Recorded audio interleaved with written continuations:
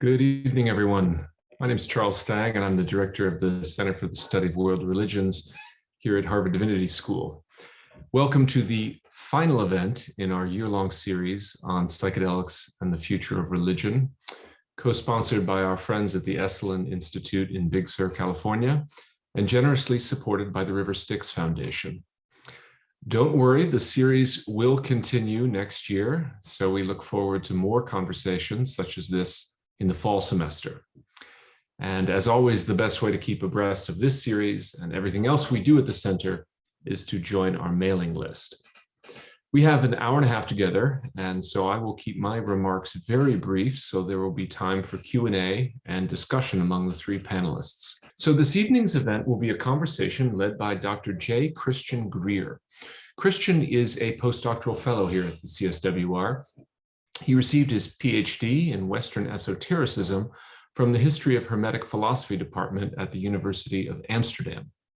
His research addresses the social history of new religious movements in the Anglo-American world, the formation of religious countercultures, and the popularization of esotericism in the digital age.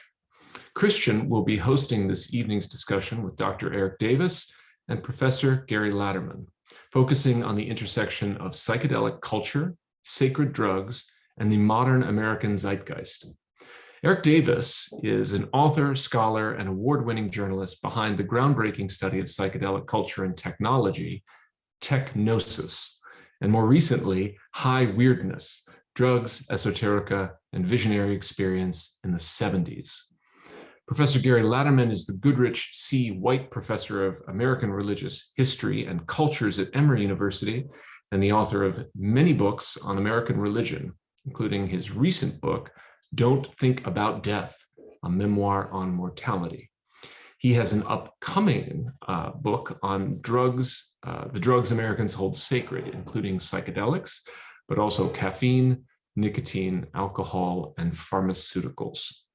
So in their wide-ranging conversation, these distinguished panelists will address spiritualities centered on psychoactive substances, the material culture of psychedelia, and the potential role humanities scholars might play in the current wave of clinical research on psychedelics. So I will soon disappear from your screen, only to reappear when we transition to the Q&A portion. So once again, welcome, Erik and Gary. Thank you so much for joining us. And Christian, over to you. So in this iteration of the Psychedelics and Future of Religion series, I will be in discussion with two scholars whose expertise perfectly matches today's somewhat expansive topic, psychedelic culture between sacred and profane. Now, before we dive into this conversation though, I'd like to establish a framework that will help us structure our discussion. As you may know, this is the final event in what has been a wonderfully successful year-long series of dialogues, and in some senses, trialogues, that have illuminated the most pressing, and if I may be so bold, fascinating aspects of psychedelicism in contemporary America, as well as points beyond. It is my intention now, in this distinguished panel discussion, to revisit some of the most salient questions raised over the course of this series.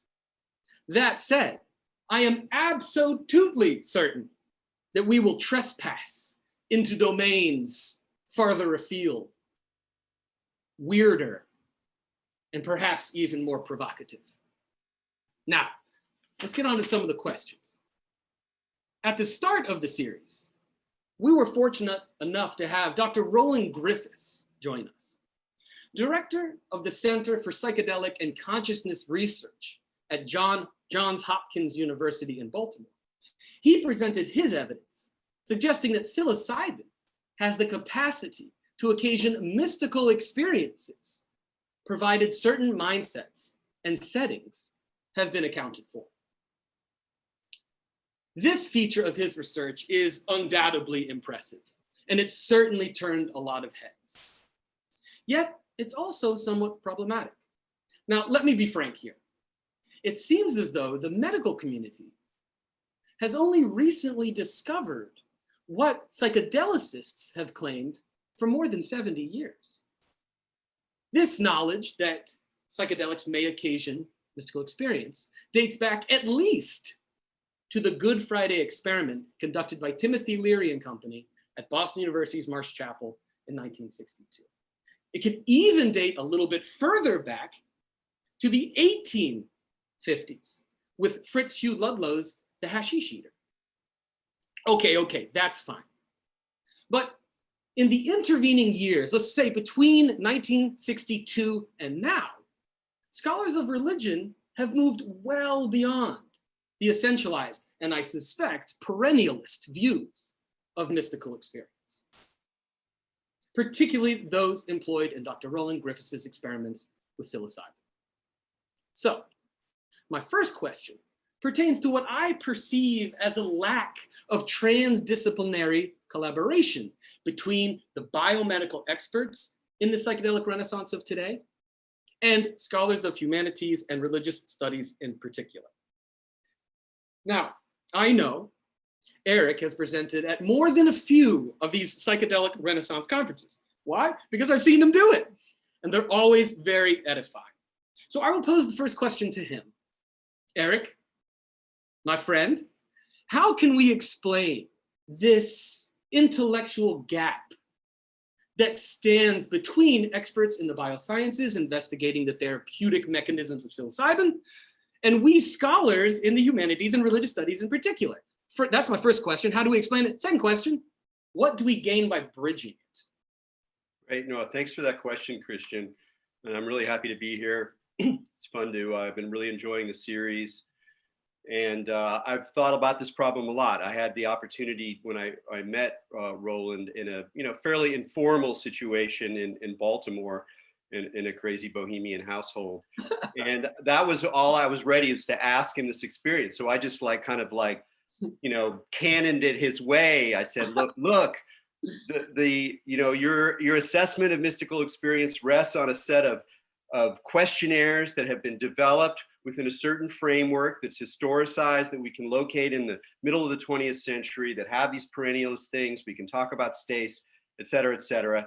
And this has really come under a lot of very interesting critical processing, if you will, since then. And there was a weird kind of vague flutter in his eyes, as if there was some kind of intuition that the question was worth just sort of not really engaging. And he just said, well, I don't really understand, we understand mystical experience, blah, blah, blah. And so I had a kind of visceral, intuitive sense of the gap, right? Now, to explain it, one answer is a boring, if sad one, which is just the general crisis of the humanities, not only as an institutional force, some of which it owes itself some blame for, but also just the shift of our society, et cetera, et cetera. And most of us kind of can plug in this particular issue in that larger framework. But I think there's something else going on that's more interesting. And that is that you can think about one of the tensions between bioscience and the humanities is around this issue of constructivism, right? So the biosciences have to, at some level, be invested in an idea of objectivity and their ability to articulate the objectivity from the outside. Whereas as humanists, we're used to thinking of things as being constructed over time. And this leads to some of what I believe are the excesses of contemporary social constructivism. I'm not that kind of constructivist. I'm more of a Latourian style, where the models and processes, technologies, even nature itself is a kind of constructed sort of process. So it's not about just saying, oh, we're all just telling the story socially. So that's sort of a general issue. If you look at the history of psychiatric syndromes, what do we see? We see a constantly changing object of knowledge, which it has new symptomology, new explanatory regimes, new drug regimens associated with it over the last 100 and 150 years. Does that mean there's nothing there that's like schizophrenia? Of course not. Does that mean that schizophrenia is a moving target that changes its expression as we change our models of it? Absolutely. To me, that's historically obvious, and that a hard-headed objective scientist should recognize that. So that's just a general issue when we're dealing with let's call it the biology of consciousness, or the biology of experiential phenomenology. But these matters are particularly heightened with psychedelics. Why? Because, as you've alluded to already, the issue of set and setting. My narratives, my expectations, as well as the cues and tales that are embedded in my environment, which is both the physical environment I'm in and the social matrix I'm in, those things actively produce and shape the phenomenology of any given trip.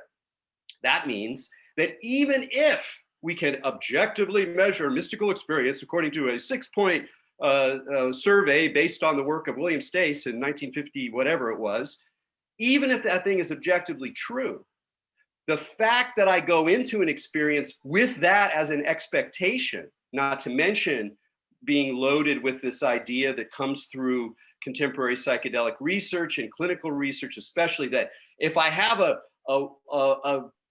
balls out unity experience, I'm going to get the goods. Those are ideas that I'm bringing into my psychedelic experience, which then in turn produce part of its phenomenology. Not all of it, but a good part of it. So that whole strange loop, which even a hardhead like Sasha Shulgin, who was very much a scientist, very much invested in scientific processes, objectivism, et cetera, said, look, you can't really do psychedelic science without breaking down the objective-subjective boundary and starting to play in a different way. And my belief is that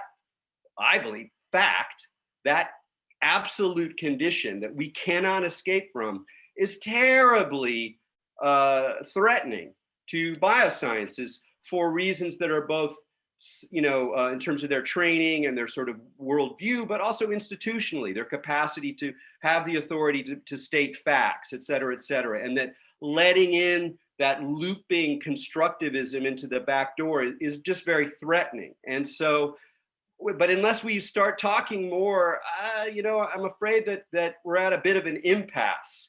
And I don't think it's the humanities people that are maintaining the impasse, at least the ones that I am, whose critiques I'm most sort of familiar and interested in. Yeah. Me? Should I go? Well, yeah, let me, I have a couple comments, but first, yeah, I'm just really, very honored to be here. I've heard some good things about Harvard, so, this is a real certainly this series is absolutely fantastic, cutting edge. I don't know who came up with it, but it's rocking and rolling, and it's where the field needs to go, I think.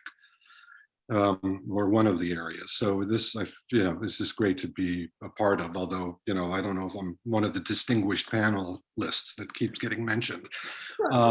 Just, a couple comments, mysticism and the mystical experience, yeah, I mean, it's so boring. It's just, please, we've been there, and let's find a new language and a way to talk about this. So I have mixed feelings in a sense, because, Roland Griffiths and Johns Hopkins is going to legitimize psychedelics. They're going to bring psychedelics and help to mainstream them. And, I think that's good and should be interesting, just to watch that unfold. The other thing too is, just that I'm more positive about some of the kind of transdisciplinary, interdisciplinary work that can take place between people in humanities and people in sciences, for sure. And it's being done in ways, I think, that are more sophisticated. I haven't met Roland Griffiths, so I don't know if I ever will. But, then some of what they're doing there are around religion. And I'm thinking, of course, in some sense of the contemplative studies and sciences initiatives that are going on, that are happening at Emory, that are happening at University of Wisconsin-Madison, where there are interesting ways that humanities scholars, and particularly those in religion, are working closely with people who are trying to get a more scientific sense of what kind of impact meditation, certain kinds of contemplative practices can have. That's beautiful. I love it. I'm trying to do something with a medical doctor at Emory, at the Emory Medical School, who is palliative care, as palliative care MD, and we've started up our own sacred drug salon at Emory that has just attracted people across the units, public health, social sciences, religion. It's really rich. And so that richness, I think, is something we often don't get in our own little discipline. So this effort to break out of it is great. For me, as someone who studies religion, that ain't where the religion is. What's religious is the study. What's religious, forgetting about set and setting, is the ritual activity that's going on around these scientific studies. What's religious is the sort of authority structures that are in place that help people to sort of make sense of their lives and their experiences. And so I'm with Erik completely with how is this particular scale going to somehow capture some kind of internal experience for a person? And again, what purpose does that serve? I'm a Durkheimian through and through. I could care less about what happens inside of an individual during a subjective experience. It's more of the kind of social, cultural work that's going on, particularly, in this conversation around the psychedelic scientific studies. And, for me, it's like, let's flip the bird a little bit. Not flip the bird, but let's flip this. I don't want to flip the bird at anyone. Flip the script. And, what's really religious are the scientists. Wow. Gary, that's really interesting. And I'm thinking, though, that as a member of some of these psychedelic science communities, I'm often asked to present papers at conferences, and I will admit to feeling like the odd man out, as though the 70 years of vernacular research is like a sideshow. And the reason for that is, I think, on our shoulders as humanities scholars, because I don't think we've done a good enough job of unworking the drug war epistemology. The fact that the term hippie is still used obscures the very important research of psychedelic experimenters that have worked underground. And so I think we have to do, as humanities scholars, we have to do a better job of explaining what it is we research. And I think by doing that, we would invite the biosciences into it and say, oh, wow, Shuglin, that is a very interesting scientist who is working there, and not just looking at all of the last 70 years of acid dropping as hippie bullshit. So in some respects, it falls on our shoulders. And I think really, to be more specific, it's about unworking the drug war epistemology that would have us confuse drugs for drugs for drugs, if you know what I'm saying there.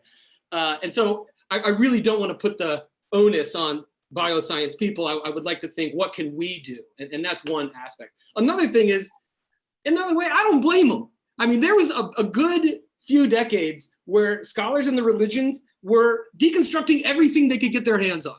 We were disassembling everything. And so maybe we had the rogue bioscientists show up and be like, oh, I can't wait to go to this panel on mystical experience. They come out of the panel and be like, it turns out there's no mystical experience. It turns out I can't do my experiment anymore. Let me go to this other panel, see what they say about, it turns out hippies don't exist. So yeah, I can understand the ways in which we as scholars could adapt to a changing landscape. And really, and I have to say that when I first saw all of the hullabaloo and fanfare over the psychedelic renaissance, I felt like precious, and I felt like, why didn't I get invited to their party? Like, I've been doing this stuff for years and I never get invited, and blah, blah, blah. And I really ultimately thought, no, this is an opportunity to really create something special within the academy, which is an honest attempt to forge transdisciplinary, because interdisciplinary used to be such a buzzword, but it doesn't mean anything anymore. This is an opportunity to actually do something that could involve experts from across different fields. And to me, that would be a game changer. That would really, I think, revitalize the humanities, especially at a time when we tend to be really suffering. But again, my 2 cents there. Yeah, I think that's definitely opening up again to speak more positively as Gary has. And I think it will, as the complexities of psychedelic experience individually, socially, culturally, become more evident as it becomes mainstreamed. And I think that the role of religion, religious professionals, contemplative professionals is going to increase in relationship to that. And I think that's a very healthy thing in the way that the existing sort of infrastructure of religion as a discourse and even as a profession, though that's not the heart and soul of the matter, it does kind of balance out the medicalization, which is going to continue to be extremely strong because of capital, really, and the mental health crisis that people are seeing solutions to. So I'm very much expect that the kinds of conversations that this series has broached are going to continue vis-a-vis religion as a framework, and that I believe we will see the emergence of kind of psychedelic chaplains who function in the chaplaincy mode rather than in the clinical mode. And I think that will start to not only provide the opportunity for the kind of real transdisciplinary work that you're talking about, because let's just make it really clear, drugs are transdisciplinary. They are transdisciplinary. The object itself splinters and fragments and is multifaceted in itself. So we're always going to be undermined, even more than other topics. I mean, everything's like this ultimately, but this specific zone demands, this is why I think that like Dale Pendle's books, his Pharmaco series, are some of my favorite books about about psychoactives in general. They are filled with voices. There's poetry, there's pharmacology, there's history, there's political rants, there's personal stories. I mean, there's this kind of need for a kaleidoscopic approach, and I'm using that seriously. So that's really groovy. But the other thing that I think might come along with that, which would also be interesting from a religious studies point of view, particularly after this sort of festival of nihilistic deconstruction that you're talking about, is the opportunity to return to a sort of nuanced, pragmatic, open-ended, and informed comparative operation, where multiple frameworks are going to be part of the picture. So here's one concrete example. As we're going forward with medicalization, with the Renaissance, with clinical research, there's also a appropriately louder and louder call from Indigenous activists and Indigenous supporters to include and acknowledge and affirm their role in the construction or the telling of the tale of psychedelics, not just because of some historical debt, but because these are living traditions, right? And the thing is, if you go and talk to an ayahuasquero, if you go and talk to someone in Mazatec land working with magic mushrooms, if you talk to even peyote folks who have a Christian framework, it's not mystical experience. In fact, in some of these zones, it's really different. It's polytheistic. It's multiple. It's confrontational. It has so many different flavors, and so our insistence on this kind of fuddy-duddy category not only gets us locked into some problems, but it really makes it hard to hear the real range of possible experiences, possible religious tales, possible relationships to ritual and religious expertise. Yeah, I mean, I know you have other things, Christian, but I'll jump in for a quick second and just say, again, it ain't just about drugs. For us, it's about religion. And what we need to do, I'm not about, deconstructing, but we got to blow up the category of religion and really try to expand how we understand it, because, as a framework, it's flawed. Part of my pedagogy is to confuse the hell out of students. I think we got to confuse people about religion as much as possible for us to see how inescapable it is, even in medicalization, as that process. So, I love the discussion around religion, and it's comparable, as Erik was saying, with drugs. It's just, it can mean so many different things. And I think that is a teaching moment for all of us, especially because we live in a crazy fucking world where, religion is, can be out of hand, as well as, a great source of comfort and meaning. And so it's a lot more confusing than we think.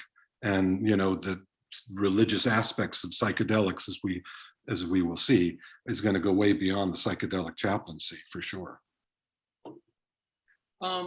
Yeah, and one thing that really caught my attention was within some of the scientific dimensions of the psychedelic renaissance, what they're really pining for are innovative means of what they call a container. What's the container in which they should administer these? And though there's a lot of really innovative stuff, it really doesn't extend further than the clinic and the patient and the doctor administering the drug. And I have to say that I think that humanities scholars, particularly those that focus on psychedelics, could introduce them to the vernacular culture of psychedelic experience, which has been predominantly over the last few decades, mass concerts. I'm thinking of the Grateful Dead, probably the longest prolonged experiment in psychedelic transformation. So, you know, I think the Grateful Dead have a lot to add to this conversation, but not just live music, outdoors, being with friends. But I think with respect to just this practical question of the container with which these therapeutic experiences are happening, I think there's a lot to add there. Also, just as a scholar of religion, I can say that I try to encourage my students to think of mystical experience, if we have to think of it as category, as far from uniform. Often, if we look at the record, they're horrifying and awful and humiliating and isolating. And like very rarely, I think, will scholars encounter mystical experiences that are angels and trumpets and love and light. In fact, they tend to be pretty dark and confusing, and maybe even permanently so, to the for better or worse in a lot of ways. Well, I mean, at that point, I think is a really key one. It's one of the most important ones to my mind is what do we do with the shadow work, or whatever, even to call it that is to invoke a certain therapeutic regimen. What do we do with the dark side of psychedelic experience? And that includes both the fact that a certain percentage of people are going to have a horrible experience, which may actually last for a while. Right. That's just it's in the dice roll. You can maybe weed them out a little bit, but not entirely. So that's there. But more generally is how do we think about and talk about the difficult passages? And one of the sort of, you can see it as a kind of Achilles heel if you're being, conflict or competitive about the situation. But one of the, I think, symptoms of this sort of repression in the clinical framework is the weakness of their language around the dark side. So if you read between the lines and sometimes explicitly, it's clear that many clinicians working in this zone believe that if you do it right, you're going to avoid most of that stuff. Or it's just going to be like difficult material that comes up to be processed. And from a religious point of view, or a religious studies kind of point of view, I'm like, okay, yeah, difficult stuff, family things, little trauma here and there. But what about the slavering demons? What about the insanity? What about the degree of cosmic revelation that you are just not up for, but now, have no choice but to swallow? That stuff is no joke. And you can sort of like, what do we do with it? How do we put it somewhere? Is it healing? It's got to be healing. It's a healing journey. Embrace the shadows. Well, sometimes maybe you don't want to embrace the shadows. I can't say. Your ayahuasquero is not going to tell you to like shake hands with every demon who comes along. They're shaking the rattle to get that thing out of here. So it's not easy. The question of the demon is, in a way, the entrance to some very complicated questions, psychologically, religiously, even ontologically, that we're not going to get within the clinical framework. And I think that that's a really important part of this conversation. And I'm glad you brought up the fact that mystical experiences like that, or, records that we associate with mystical experience, Right. Well, I mean, I just would second that. I think that trying to sort of, as you say, weed out some of the more negative stories and aspects of these experiences is really setting up a certain kind of bias, that's not just within the scientific community, but also in the public. This is like that's the narrative we're getting, is these are going to be positive. And as you're saying, for sure, both you guys, it's all within a very therapeutic framework to not just to articulate, but to try to understand. And that's leaving out a significant aspect of the psychedelic experience for many people. Again, I would reiterate, it's the same with religion. We have the narrative of religion as being positive, all, in general, sort of positive for individuals, you're healthier, you live longer, or, that religion is the solution. And if I may, the dark side that is constant with religion is kind of, again, sort of pushed to the side. And so it's a similar, I think, a similar way of thinking or pattern that is tied into what can be quite profound transformational experiences. What do you do with those? Who's the authority to go to help you process or make sense of those experiences?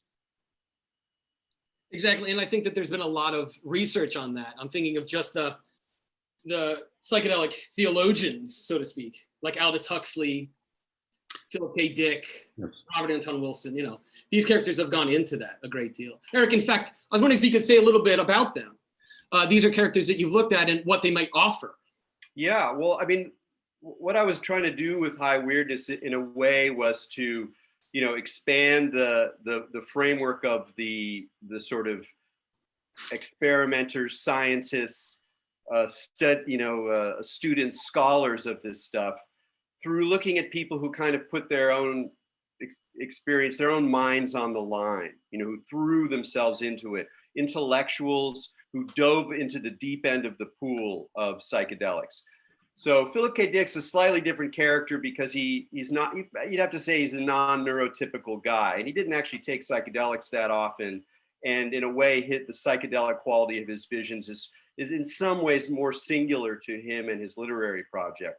But looking at Terence McKenna and Robert Anton Wilson both, the point was to sort of show what happens to people who are intellectually sophisticated, capable of critical and thought and even skepticism, including skepticism about their own experience. That is, the ability to go through a profound and powerful experience and at least later, if not during it, go, well, this is partly something that like I'm making up. And yet it's also very much a meaning event that you're encountering.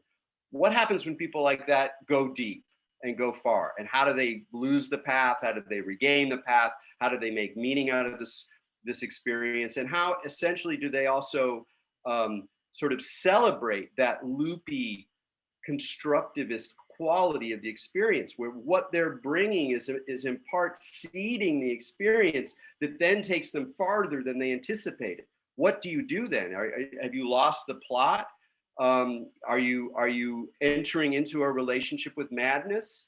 And I do think that as part of this kind of conversation about the shadow side or the dark side of psychedelic experience, or of religion for that matter, another thing that sort of is like lurking, another elephant in the corner, is madness. Now, yeah, we know that, like, when LSD is first invented, they're like, we got to sell this stuff. It's so powerful. We can make money. We can help people. What do we do? Well, it's a psychotomimetic. It's like psychosis. So we can understand psychosis better and understand our psychotic patients better through using this and exploring it. And, and at some point we realize that's a really insufficient account of it, and maybe even a harmful one to some extent.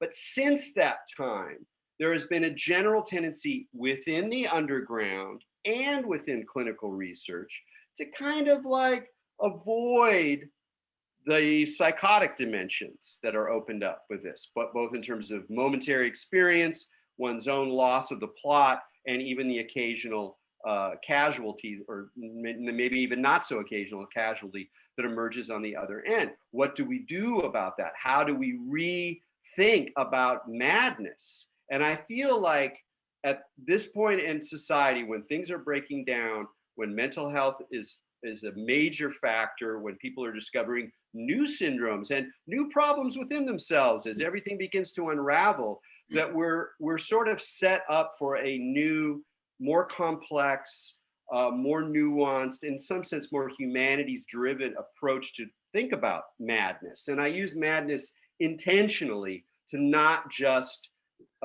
use a medical term, not just to say psychosis or schizophrenia or even paranoia, but to gesture towards this huge, long current within human culture that has a lot to do with religion, has a lot to do with psychology, has a lot to do with our the deepest, darkest parts of ourselves individually, and that is also in some sense broached by certainly the issue of intense psychedelic experience. Not to say that people should go mad or enjoy that, or that it's a groovy thing to do, but it's sort of part of the picture. And one of the things about these characters is that they were doing what they were doing without a net. They didn't have a shaman. They didn't have a supportive psychedelic community exactly. They had a bunch of freaks around them who were also going on their own trips. So it's also a cautionary tale. But if we don't read and absorb the cautions of the cautionary tales, I think we're going to ignore some of the hairier edges of the phenomena we're looking at. Definitely. Yeah.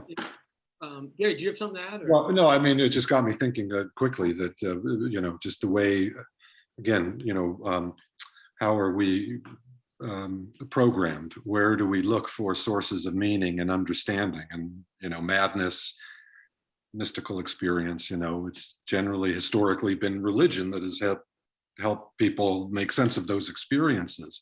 And now we have other sources of authority, places where people can make sacred sense of some of these experiences. And, the figures you're talking about for sure had a huge influence on popular culture. And, there are all kinds, as we know, of musicians, other forms of media, popular culture, films, literature, music, that speak to what you're talking about. That becomes one avenue where, it's not just the individual artist is working out their own experience, but it is shaping a whole cultural sensibility around drugs and their effects. And even, I think those authors that you write about are like so, in many ways, subversive and influential simultaneously. So I love to see that side. Forget about the doctors, forget about the shamans. Where are people turning to think about these deep kind of existential experiences, realities that are inescapable. Gary, that really is precisely the point I wanted to drive at here. And pivoting a little bit, I'd like to pivot to the focus of this lecture, which is psychedelics between sacred and profane. Now, Gary, I know that you have done a lot of work on the way in which some drugs are perceived as sacred and others as profane. I mean, most interestingly of all, you don't confine your research into sacred drugs to psychedelics.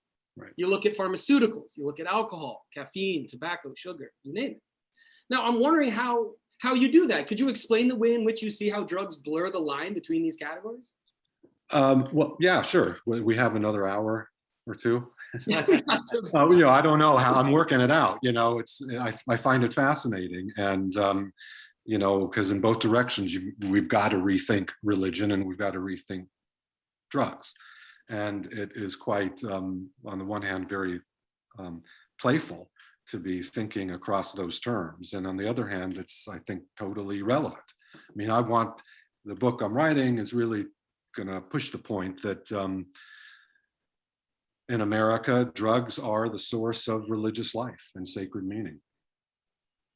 And I mean, psychoactive, mood altering, consciousness altering drugs that are across the spectrum, from whatever, coffee in the morning to tripping on LSD. Now that, obviously is complicated. I'm not just talking about this is what Christians do or this is what Jews do. It really is trying to make a more anthropological argument about the embeddedness and the connections between spirituality and, these kinds of substances that can alter our perceptions. So comparatively and historically, I have, there's all kinds of evidence that this is across the board a part of human culture and human history. I don't think, that goes away as we enter the modern period and as we move through, the horrid period of colonialism and empire building of the ways in which many of these products become the backbone of so many modern nations, right? So, it's we're all saying it's very thick. It's hard to sort through all of that, but coffee remains religious for some people. Coffee, before Columbus in the Americas, or wherever, has a certain kind of sacred quality that we see again and again. In America, we can talk about the coffee shop or the rituals around, your morning coffee, what it provides for you. I don't want to go on and on. I can let my hair down though on this one. Yeah, there you go. There you go. All right. So, right on. And so we'll talk about hippies. So yeah, I mean, it's like, and just quickly, the kind of conceptual frame, I hate that word now, is I'm really working with one of my mentors at University of California, Santa Barbara, Kathy Albanese, who in her, introduction to American religious history book, talked about religion in the sort of spectrum between ordinary religion and extraordinary religion. And, there are ways in which drugs provide us, with both the ordinary sort of cultural stability that we need in terms of just living our lives and how we participate in culture. There's a kind of ordering there that is, I think, found in coffee and smoking a cigarette and taking a hit. It's not about some mystical experience. It's what else, what else does religion do? It comforts, it calms us down, it gives us a better sense of ourselves. Drugs do all that now for most of us. And then of course, I have to deal with addiction, which is also totally, tied up with religious kinds of understandings and perspectives and responses. So, even when you start talking about addiction, though I agree with Carl Hart and his work, that argues we overdo the kind of dangers of addiction around drugs. They're still there and real, and again, I think data for religious studies. The pharmaceuticals, maybe someone will ask a question about that, because most people resist the idea that pharmaceuticals or prescription drugs can be religious in any sense, but man, oh man, you bet. And then the last thing I like to play with too is to go again, flip it. Is religion a drug? Yeah, the opium of masses. Can we be addicted to religion? And just think in those terms. And whatever. We don't have to bring in Marx or not. You can see the ways in which they both function similarly. And that's what I'm trying to get at and speculate on. Before the pandemic hit, I was out in Amsterdam visiting Christian. That's where we met. And that was quite the time. And you helped me to see a lot as I was just kind of getting started on this project. So, I'm talking about America, but I think we can think more globally about these connections between spirituality, religious life, many, many levels, and drug consumption. Now, Erik, I know you focused on this exact issue in your current research, in which you are looking at the material culture of psychedelicism and LSD blotter acid in particular. Right. Now, I was curious to see how you would draw those lines between sacred and profane, because you have the material culture to do so in front of you. Yeah, no, it's a great question. I've thought a lot about it, and I'll do a little theoretical backstop and invoke a no longer cool thinker on religious studies just for fun, which is Mircea Eliade. And one of the reasons that he gets slagged is that he kind of has this sort of ontological divide between sacred and profane. Indeed, our tendency to want to use this term is partly due to the enormous influence that his ideas had in decades ago in the history of religion and just in culture in general. He's a very popular, influential writer, and so he's been attacked for essentialism in his attempt to kind of create a new sort of religiosity that can push back against the horrors of modernity, et cetera, et cetera. But there's an interesting feature in his vision, which is he talks about how, yes, the tension between the sacred and the profane is essentially ontological. The sacred is another order, but he insists that the sacred can manifest in anything. That is, there's an element of contingency, of mere facticity in the manifestation of the sacred in our social reality, according to him. Mhm. And he focuses in particular on what he calls the paradox of the idol. The paradox of the idol is that the idol can be sacred, can be surrounded with, if you want to think in sort of overused old school anthropological terms, taboos and other sorts of ritual rules. But at the same time, it's just a hunk of wood that some guy, put a nail into because that's what his job is, right? And so the idol is kind of sitting there to remind us of another thing that I think is very important for psychedelics, and particularly for LSD, which is that, yes, there's the tension between the sacred and the profane, but there is those places, contingent, changing, moving in society, where the sacred and profane are held together in tension. So, and that is, in a way, a different mode of the sacred, a mode that doesn't allow you to sort of simply put the profane at bay. Instead, it puts you back into the conundrum that distinction is always being made and remade, and yet it has a kind of dynamic to it. So this is very much the way. This is very evident in the history of LSD blotter. So LSD is really interesting in this way because it doesn't have a sacred backstory. I mean, you can dig back and say, okay, maybe there was ergot in the Kikiana, Eleusinian mysteries and da-da-da. Okay, but basically it's invented by a pharmaceutical corporation in the middle of World War II. It emerges as a completely profane molecule that gets distributed through global supply chains, blah, blah, blah, blah, blah. And yet somewhere along the way, it becomes sort of sacred, right? Oh, wait, very mysterious, actually incredibly powerful, central to the emergence of alternative countercultural religiosity. And the more and more we understand the history of it, the more and more central it is. It's the force behind huge, decades, generations of alternative religion.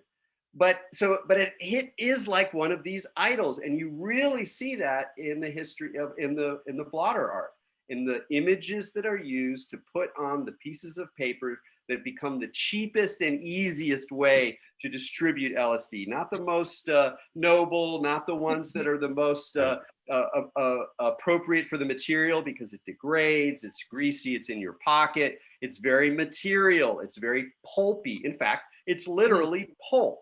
So it has that earthy, grounded, crass quality that signifies the profane. And indeed, if you look at the imagery, a lot of it is very goofy. It's drawn from popular culture. It's ripped off from comic books or from advertising. You got Mickey Mouse, you have like Superman. You have a lot of images that are kind of they sort of celebrate their profane quality. And yet, simultaneously, you have religious icons.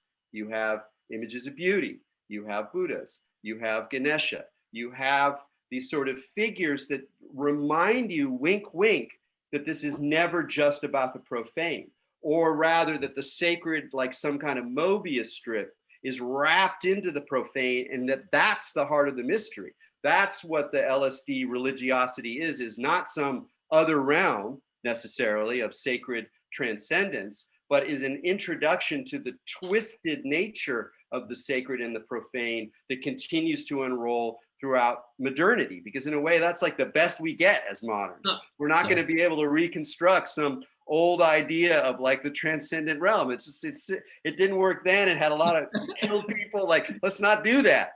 But let's also not just go, the sacred's just a concept, just whatever. Yeah. Instead, it's a looping, twisting, funny, wink, wink kind of quality that's very clear within LSD culture in particular, which is one of the reasons I think LSD culture remains really central, even though it's not as important to the contemporary clinical research discussion in many ways. So that's my thought about it. I'd love to hear, since Gary's been looking at this stuff, and I'm totally psyched about your book, Gary. There's been some versions of some of this stuff before, but we're still waiting for this with that breadth, not just psychedelics, with caffeine, with Xanax is holy to me, man. I don't know about you. I never leave home without it. Man. This is what I'm talking about. Funny, but true. But I love that broad, that's great too. The material elements that really kind of confuse our categories. Excellent. Yeah, confuse our categories. Well, I mean, going back to something Gary said about a more capacious idea of religion, Erik, you got me thinking, the question for humanities scholars is not what does the study of religion tell us about psychedelics, but what do psychedelics tell us about the study of religion? I mean, I love this idea that Mickey Mouse is more potent religious icon amongst some than Christ on a cross. Yeah. What does that tell us? I mean, the idea that a while ago, Erik, in fact, you put me up on a very interesting museum, the Museum of Illegal Images, which was this San Francisco-based collection of LSD blotter acid that I'm not even sure if it was legal to go there. I mean, it was very gray area. But when I was there, I marveled over how the balance or imbalance between religious iconography and comic book iconography, Felix the Cat, Pink Panther, all of the Disney characters were far more prevalent on the blotter acid than Ganesha, Buddha, and those things. And then that got me thinking, we're dealing with a new religiosity that is so unfamiliar to the traditional forms of religion that it's been marginalized. However, if we're willing to say, no, this is religion, and because they say it is, it forces us to open the door to so many new fascinating topics that could really rejuvenate the field. The one that I really have glommed onto is humor. Humor in religion is what? I mean, religion can be funny? No way. If we're willing to turn the telescope around, or if we're willing to use a different instrument, I think we can open up so many new vital areas that will really make the study of drugs a potent force, not only in the field of religious studies, but across the humanities, art history, whatever, et cetera. Totally. Yeah, absolutely. The question of humor, super key. And that was partly why I sort of referred to that wink, wink quality, that there's a trickster dimension to the thing, to use the sort of, a familiar archetype that points to our inability to resolve any condition into a perfectly profane register or a perfectly sacred one. Nice. And that then becomes part of the religiosity. Very much true of like a Grateful Dead concert. It's not. Right. Yes, you can describe it in religious terms, ritualistically. People are pursuing ecstasy. They're having transcendent visions. Sure. But you spend, an hour there and you realize there's this whole sarcastic, satirical side to it that's very amused about the whole situation. That has this kind of, which is arguably tends towards a certain kind of nihilism, which I wouldn't even disagree with necessarily. But it's really just a tang within a larger field of feelings and thoughts around the kind of slipperiness of these ecstatic experiences, and that writing that is part of what this emerging religiosity, I think, is about. Right. And I would also add, and if I'm following along with you, is like that's why that humor, the kind of irony, that self-awareness. I'm very suspicious of what people report about their religions. I'm so against like surveys, and I think people are religious in ways that they don't even understand. And that's, again, this is part of that, what are we doing as scholars of religion? I mean, I've done my acid back in the day, that's not, I think that whether or not anyone has tripped, that you can still make the case. I think it's very clear once you start putting out the evidence. Look at the ways in which pharmaceutical companies defined health and are arguing and providing you with your truer, better self, and so on. And then it's like, again, with students, they get it. As I try to confuse them and bring them along on these things, but it's in the general public, and even back to the mystical experience metric, it's like, I don't trust what they're saying about their experience. But that may be me. And especially around religion, I'm just really suspicious of, what people say, how they describe the ways they're religious, and then, what they're really doing. Yeah, I think one, and this is maybe taken to a slightly different direction, but I think I feel like it's been shadowing our conversation a lot, is the sort of parallel story of the introduction of contemplative practices and meditation to both the sciences and the humanities.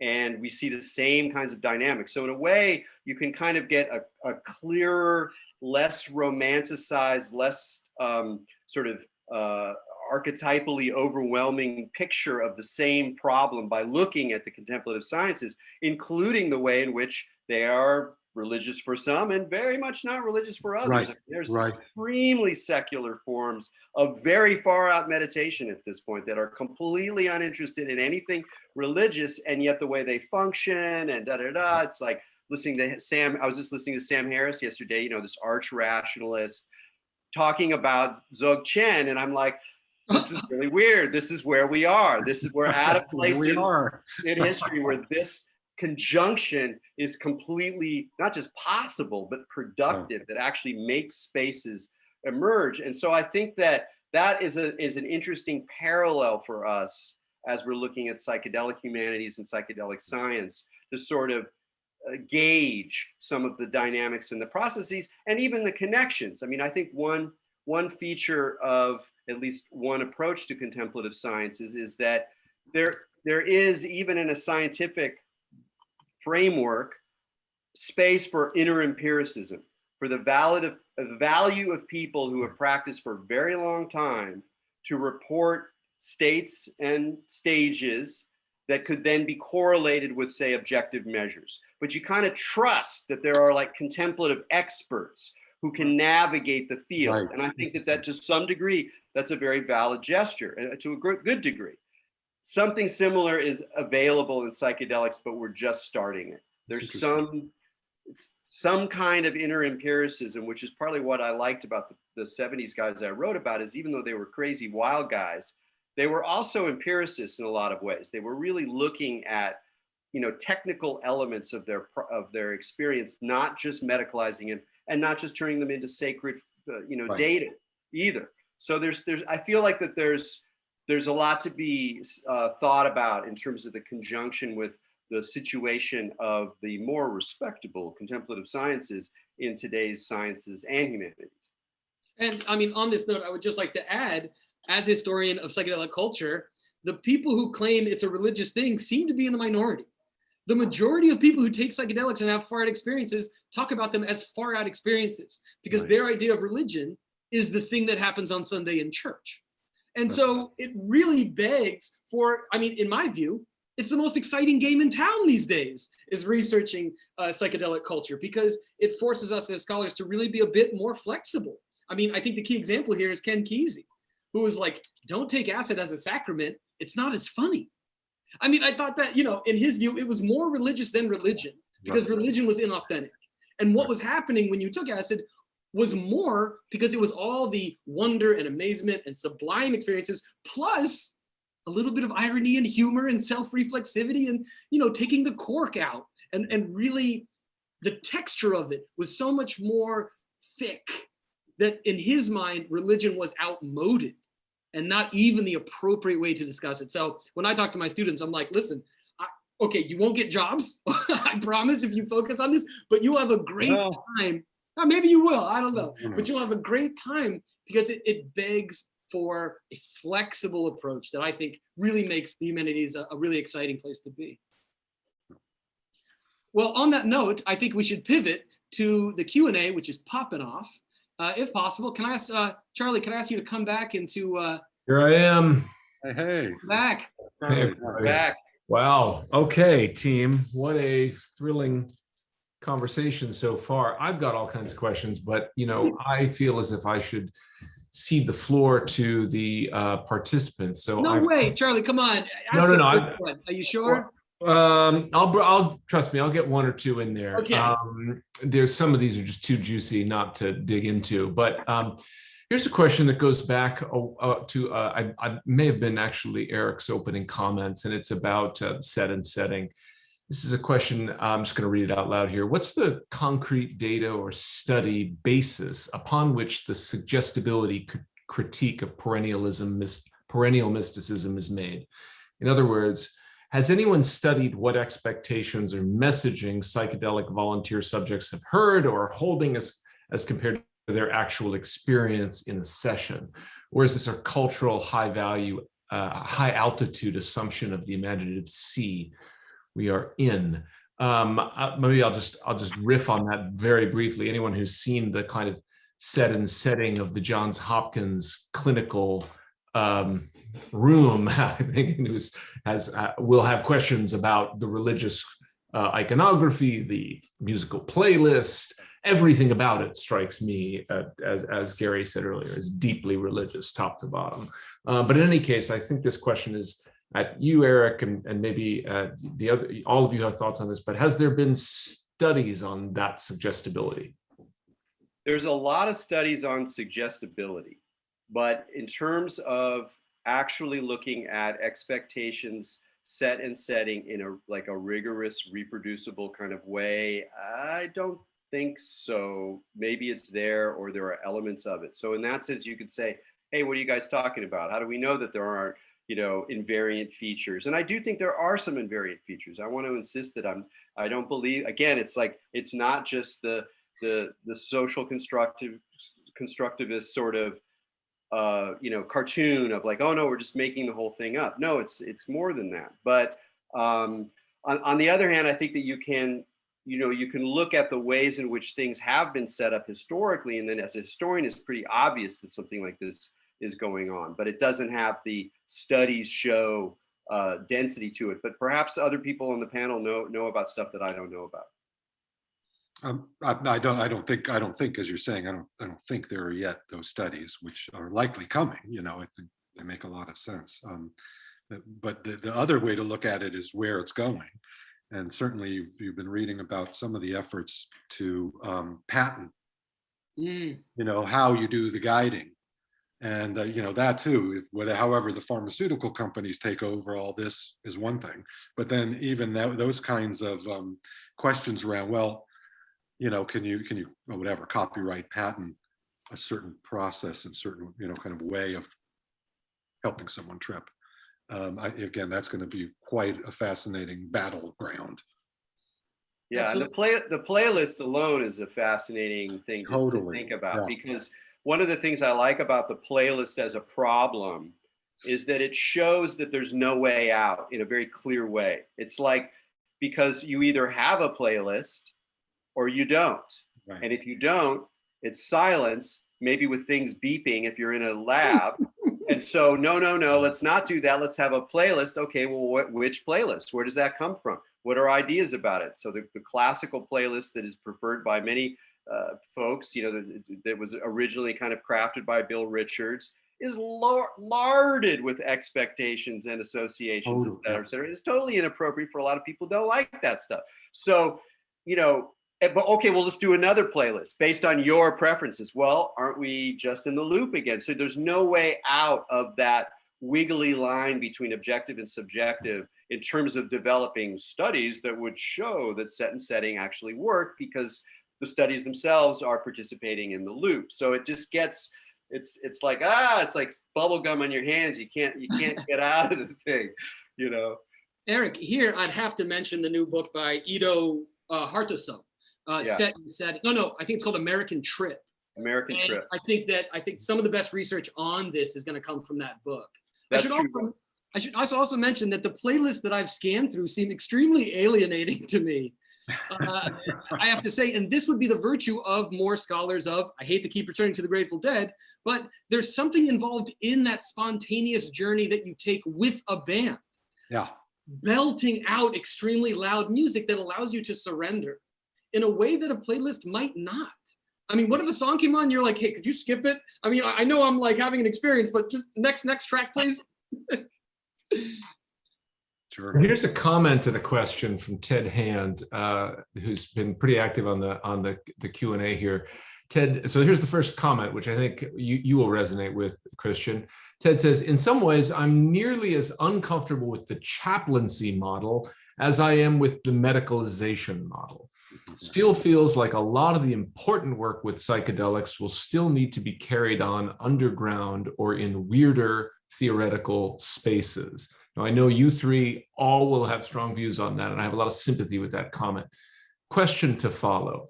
Erik, have you heard about this research where they are getting the therapeutic anti-depression benefits from psilocybin by using another drug to turn off the trip receptor. I don't know what that refers to. Is this an indication that maybe we really can dispense with the dark side of the psychoactive element? So that again raises, by the way, that's a huge issue in the Q&A. People are very taken with this question of what about the marginalization or full abandonment or banishment of the dark side of psychedelic work. So, any of you can take that up. Christian, you want to go? No, it was directed to Erik. I gotta, take a swing, man. It's your I'm question. afraid I don't know about that particular study. I do know of similar work that was done with ketamine, where they were trying to take away the psychoactivity of it, and under the assumption that the medically beneficial aspects of it were still communicable, that you didn't need the trip you didn't need some kind of meaning event in order for it to work, which is of course a very materialist pharmacological way of thinking about efficacy, which as humanities people we're always going to be like, wait a second. But in terms of that particular study, I don't know. It's actually going to be interesting to see. It almost like there's a kind of race for people to sort of legitimize psychedelic experience, including the scary things that come up, versus people who are like, no, we can that's too messy. Let's just skip it and go and produce a new drug that's going to have that kind of efficacy. And I think we're going to see, in fact, we're already see everyone trying to do everything because there's so much capital involved. But it really does raise this interesting question about like, what is the value of consciousness experience in a medicalized context? It's really unclear. Here, Erik, I would just like to say that I was daydreaming a few days ago, and this was the daydream. What if all of this research suggesting extremely groundbreaking effects is a little bit premature? What if the psychedelic renaissance is more light than fire? And just yesterday, in fact, I saw a study in the New England Journal of Medicine about this latest psilocybin trial that did not indicate that magic mushrooms are more effective than SSRIs. And so that got me thinking about, all right, well, how do we prepare as scholars in this field, in the humanities, for when the hype around the psychedelic renaissance dies? Or if it doesn't deliver the goods? I was curious, Gary, Erik, have you thought about what happens after the band goes home? The rains come and wash everything away. I disagree. I think it's going to go big. And we're talking about wellness and a whole kind of cultural fixation on kind of psychological well-being, and this is going to be a sacrament. It's going to be an important substance that will be available for people. And as the studies show, many studies show, they can be quite effective and can do more than just cure the depression. Yeah. Certainly there's a wide range of things happening for people who are taking this, and we're in that loop that Erik is talking about. We're in this medicalization moment, not a moment, but culture. But we are in a kind of psychedelic moment that I think, as you're saying, there's this convergence where, I don't know, everyone I know wants to take psychedelics. I mean, there's so much interest across the board, and it's becoming legal in these different places. And, the question's right on. I mean, forgetting about the more institutional kind of religious setting, let's have psychedelic chaplaincy, that, or maybe, they're of course rabbis who have taken LSD and tripped, and all kinds of different religious folks. But that's one of the potential settings. The medical kind of therapeutic is the other, but that ain't all. And that's kind of where I'm drawn, is like the recreational. Right. Forget the illegal. The term I've never loved. Is like recreational is my sweet spot, and it's like that's where a lot of the religious action is everywhere. But I think it's like that zone is where I'd be particularly interested to see what kind of generativity there is around I mean, if I can respond to that, Gary, I have to say that the term recreational marijuana I consider drug war humbug. I really do. The idea, because if you look at the history of people who have smoked dope, recreation was not what they were saying they were doing. Oh, yeah. Often you hear these funny words like getting high, which is a fun way of talking about transcendence. Literally, stairway to heaven, Jacob's ladder. That's what you're doing. You're getting high. So yeah, I see what you're saying. Erik, what do you think? Yeah, I just agree on the that that a lot of the interesting stuff is going to be happening in these less formalized zones, and it will continue to be that way. And I think that that's going to give us all more stuff to chew on. And that part of what we're reflecting right now is a moment when the hype is extreme, and when these new narratives are coming forward, and they're tied in with with huge industries, and with a tremendous desire that people have to have something else happen, to even just to not have any, like a non-boring day, a guaranteed non-boring day where my usual crap doesn't come up, something else is coming up. I mean, what a great, treat that would be. And in terms of like, is this a passing fad?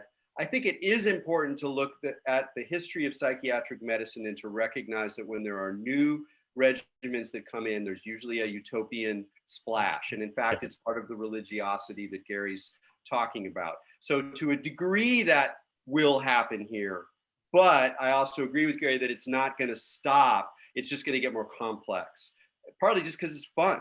So like, wait, if I can go and get a medicalized experience, and then I have this thing and I'm like, wow, that was a lot better than TV or, going to the gym.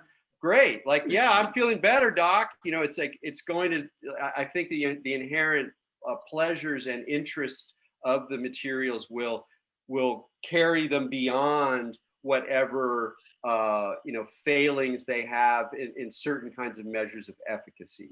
The cat's out of the bag. Given the mental health problem, given that we haven't had anything cool since Prozac, and that wasn't even very cool. Some version of this is going to happen on a big way. I agree with Gary on that.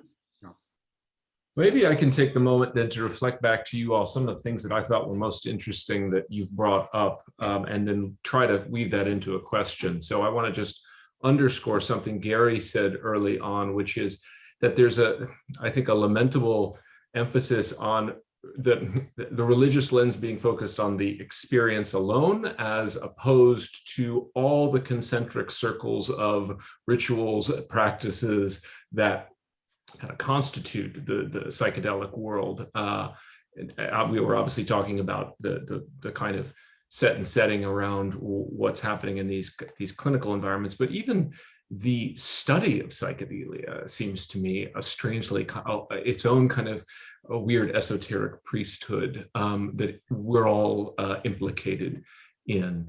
Another feature that Erik brought up, which was madness, which is very interesting because, of course, so much of the Renaissance today is predicated on precisely being able to relieve people of mental illness, that category, right?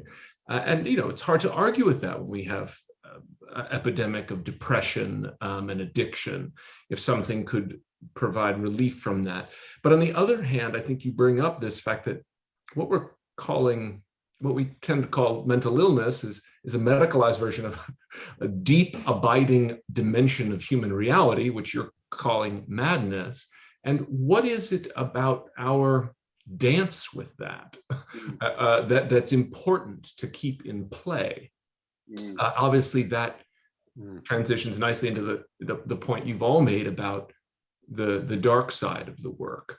So if you can imagine a spectrum here on a kind of functional understanding of psychedelics, a psychedelic can do this for you, can save you from addiction. If you could have that functionality without the trip, you didn't have the journey, great, simpler mechanism.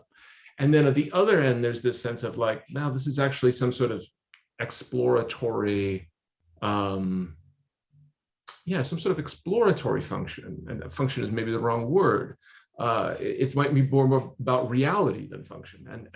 And there, the details of the story, and especially reckoning with the dark stuff, is absolutely inalienable to the process. So a number of questions have come up about why do you all think the dark side of psychedelia is being banished? Is it just a kind of glossy American fascination with solutions and functionality, or is there something else going on? I think that's definitely going on, but yeah, I myself am really, really bothered by this because, as a number of you have already mentioned, I'm a historian of what you might call mysticism. Mystical experience in the historical archive is not all about union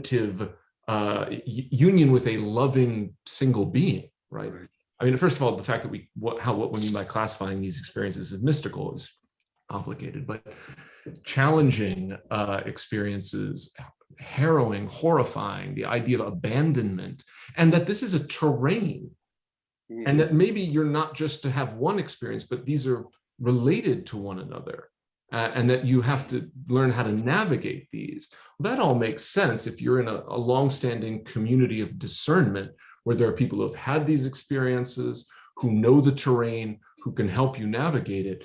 And but I feel as if that is very often being cut out and just sort of like an unfortunate, almost like a biological or an unfortunate product of the fact that we have bodies. Oh, sometimes you're going to have these bad reactions to it, but the real thing you're looking for is this. I think that needs to be resisted on every level. So anyway, I don't know if that resolved into a question in the end, but I'm trying to kind of sum up some themes I heard from you all. No, I mean, I think you answered your own question there, and yeah, even though Gary's on the panel here, I think it has to do with something that we have not mentioned. Somehow we made it this far without mentioning, which is death, and that if there is just about to, if there is a whatever, I mean, if there is a death practice that we can take on, it is large dose psychedelics. Well, no question about it. Right on. So in that zone, losing your mind, abandonment, profound cosmic solitude, confrontation with demons, with your own evil, all of that stuff, it's all part of this sort of Bardo run through. And whether or not that becomes helpful after the moment of death, who knows?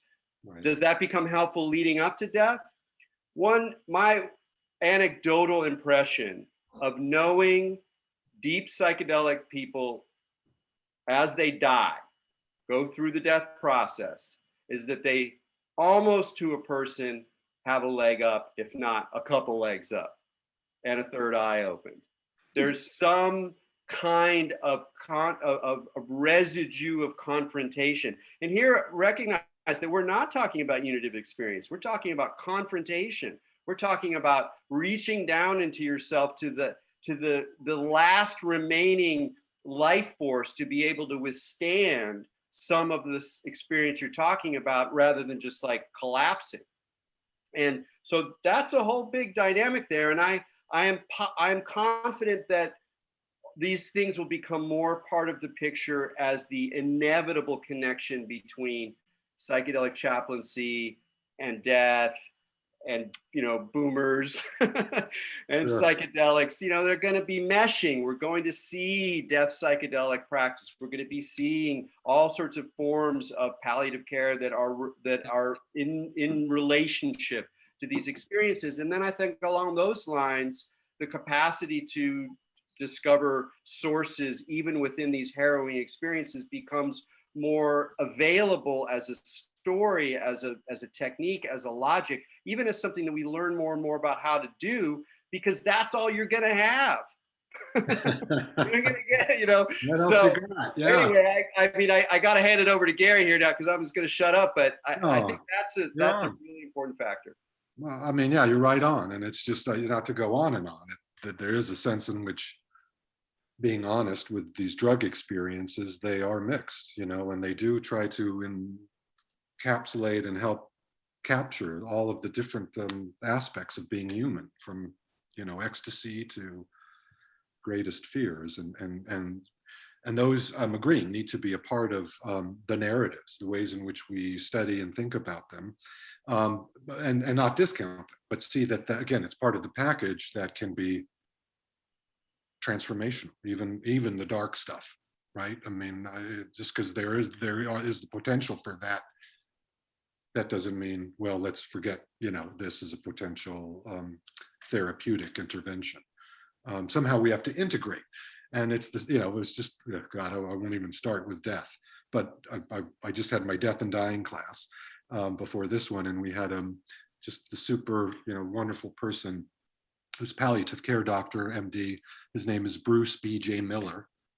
Some of you know him probably. I don't know if you know him, Erik. He's out in the Bay Area, but he's quite a special guy. But he ran the San Francisco Hospice Zen Center, and it's had a number of great conversations with him. But part of his take around end of life palliative care is the ways in which we don't integrate death into our lives. Like we do want, I don't know if it's the American way, I wouldn't say that, but this sort of sense of death is out there, it happens to someone else, and and certainly the psychedelic studies, and some of them are, as Erik was suggesting anecdotally, are trying to argue that in fact, tripping in some ways and under some conditions can alleviate the fear of death, can help people to integrate the reality of death, not just because they're going to die in a few months, but even as a younger person who may not think about death so much. The experience can be so profound, overwhelming,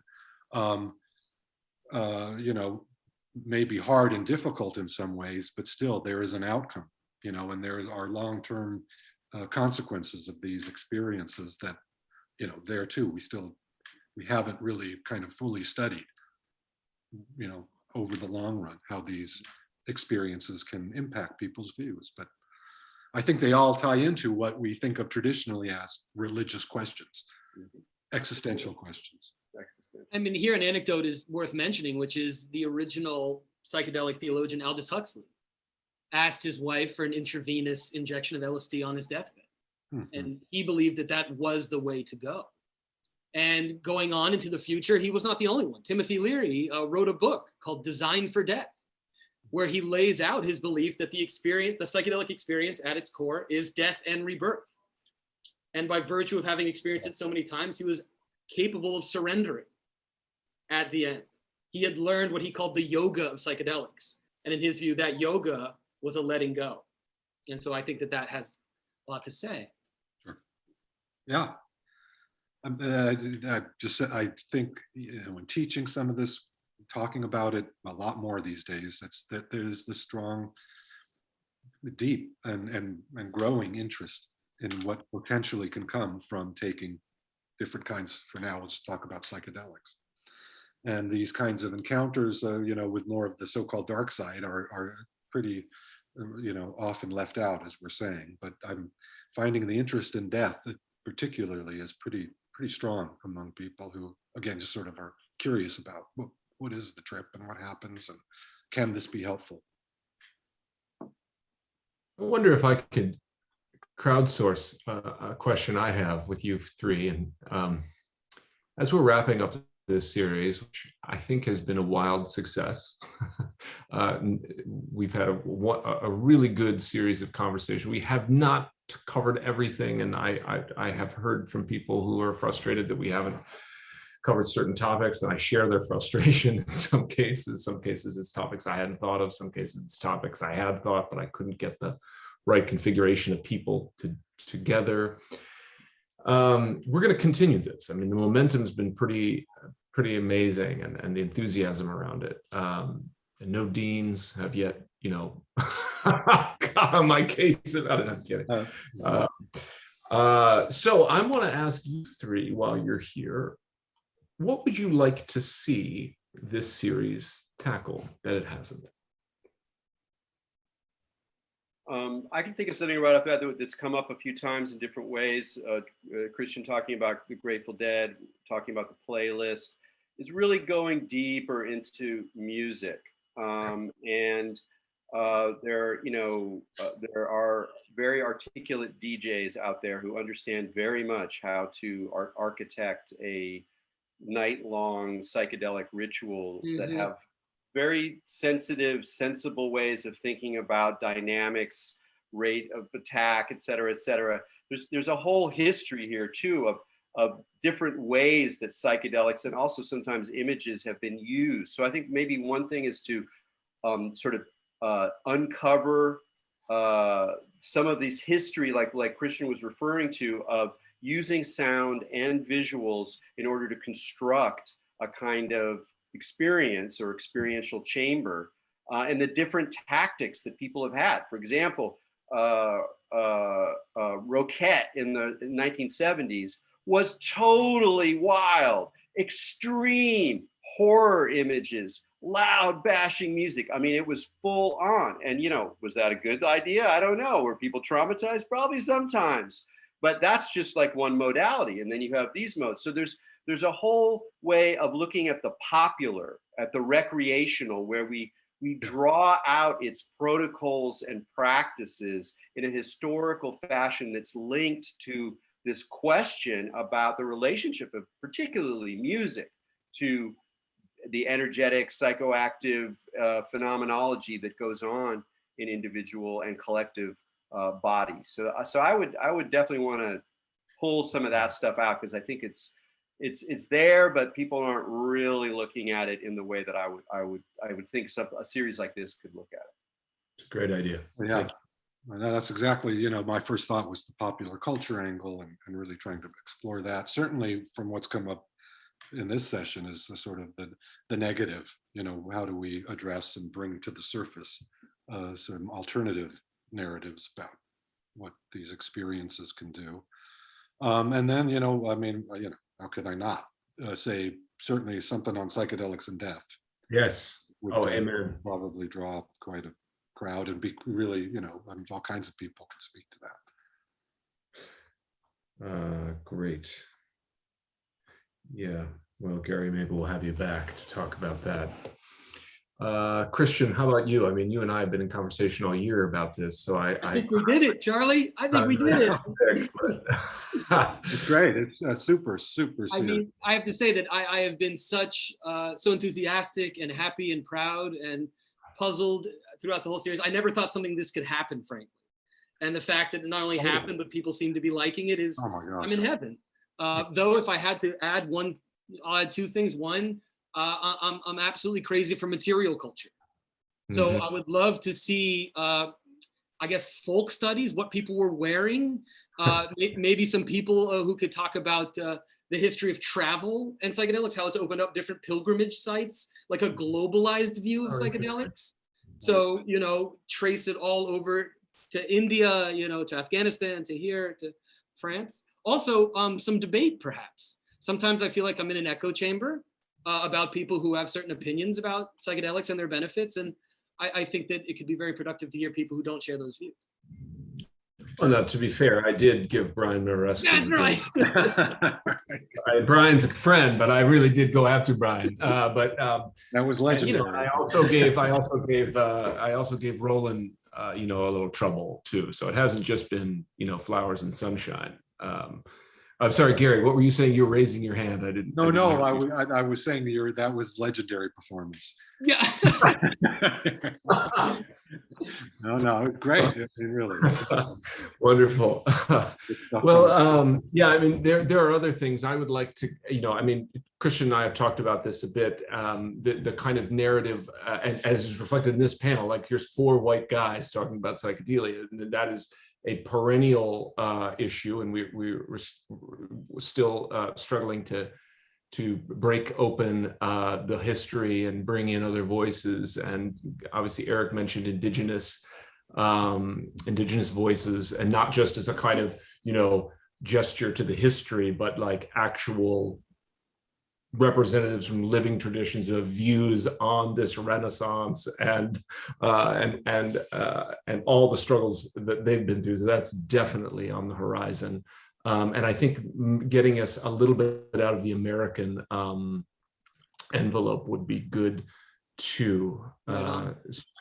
So I think those are horizons I'll be exploring in the coming months. But we're out of time, and I want to just say, so first of all, thank you for indulging me in that crowdsourcing. I felt like it was appropriate at the end of the year. Erik, Gary, Christian, thank you so much for doing this, and I hope that we can enlist you in future shenanigans around psychedelics and the future of religion. And I know I will be following up with each of you in coming months around some of these very topics you suggested. Like, I don't know any psychedelic DJs, but I bet, Erik, you know lots of them. So, I'm in New England, I don't know. It's not exactly my bread and butter. But one thing I do want to say is there were questions started streaming in. We will share with all three panelists all the questions and comments. It's not by any means expected that you will respond to these, but we always like to share it so that you know what kind of questions and comments your remarks generated, so they don't just go into the oblivion. Okay, so I'll sign off here and say once again thank you, and I look forward to resuming this series in September. So enjoy the summer months. Okay. Thanks a lot, guys. Thanks, Gary. Right on. Thanks, Hey, Charlie. that was Thanks, great. Erik. It's great. You got it. Thank you so much, really.